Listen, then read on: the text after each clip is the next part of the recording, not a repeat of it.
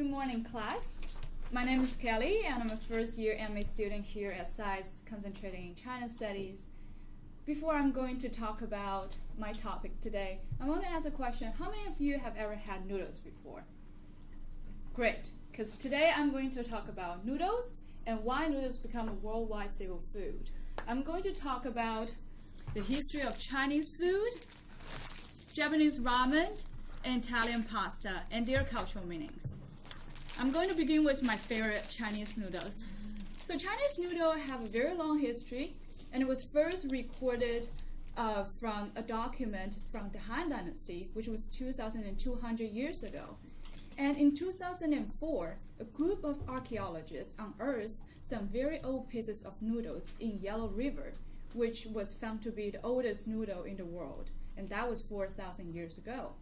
And later on, the noodles become really popular in China. There were a lot of noodle shops in Song Dynasty, and even today, noodles still playing a very important role, and maybe some people can argue that it's as important as rice in China. And in addition, noodles have a very special cultural meanings in China. It represents for longevity. So in China, instead of eating cakes, some people would celebrate their birthday by eating noodles. They call that long-lived noodles. Now let's move on to ramen. So about Japanese ramen, there were a lot of theories about their origins. Some sources said it was come from China, and some sources said, it was invented in Japan in the 20th century. Anyway, the popularity of ramen really took off after the invention of the instant noodles by a Taiwanese Japanese.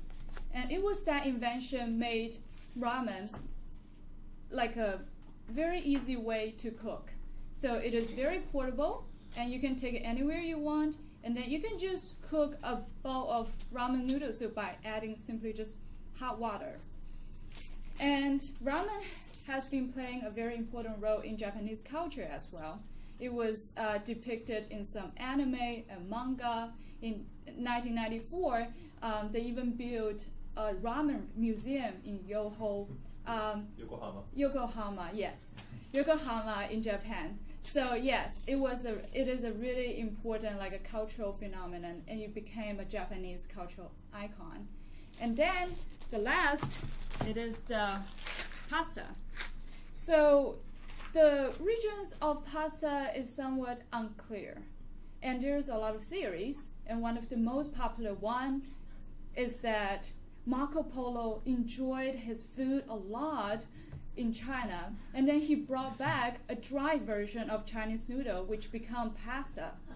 However, that version seems to be untrue, because there are other documents from ancient Greece prove that they already have records about pasta long before Marco Polo went to China.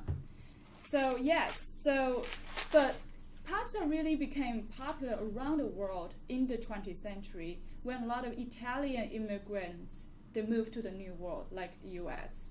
And currently, there are 600 types of pasta produced around the world. And talking about why people like pasta, I would like to quote, from a professor from NYU. He said, people like pasta because they like the Italian way of life and their simple, easy food. In conclusion, even though the three types of noodles are very simple and cheap, it's interesting to see each one has a long history and an association with its respective culture.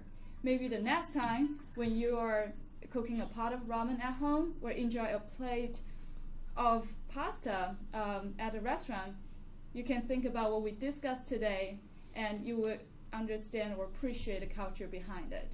Thank you very much, and I would like to take any questions if you have any.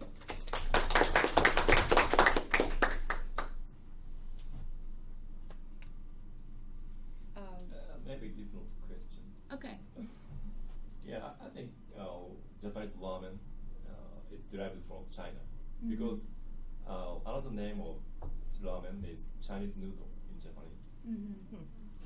Yeah, I saw there's a resource saying that the ramen was coming from the Chinese character la mian, Yes. and it was the meaning is hand-pulled noodles.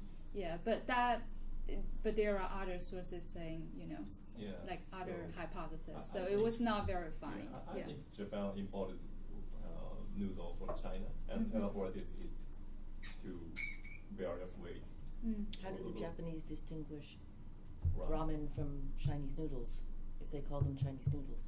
The type of soup and toppings are different. Ah,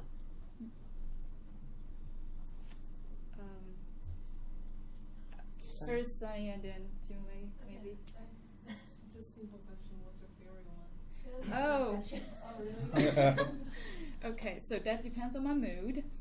When I'm really happy and need to celebrate something, or it is Friday, it's the end of the week, I'm going to have Chinese noodles, and with my favorite, like the beef broth. But if it's the weekend, I feel like pretend to be like a relaxed Italian, maybe pasta, and most of the time, if I'm really in a rush, and I would